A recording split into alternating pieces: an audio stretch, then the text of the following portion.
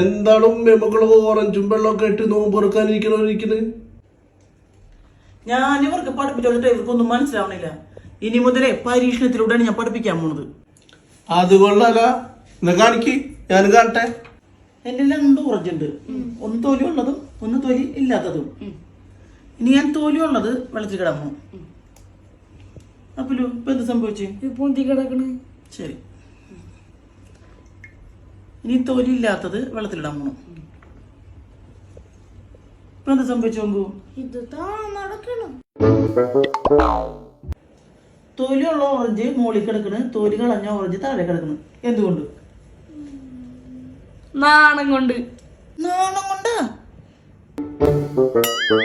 അതെ, ഞാനൊരു എക്സാമ്പിൾ പറയാ. ഇപ്പൊ വാപ്പിച്ച് സ്വിമ്മിംഗ് പൂളിൽ ഇറങ്ങി, ആരെങ്കിലും വന്നിട്ട് വാപ്പിച്ചിട്ട് തുണി വടിച്ചൂരിക്കൊണ്ട് വാപ്പിച്ച് വെള്ളത്തിൽ നിന്ന് പൊന്തി വരുമോ? ഇല്ല, പൊന്തി വരൂല. അതന്നെയാണ് ഇവിടെ സംഭവിച്ചത്. നാണം കൊണ്ടാണ് ഓറഞ്ച് പൊന്തി വരാത്തത്.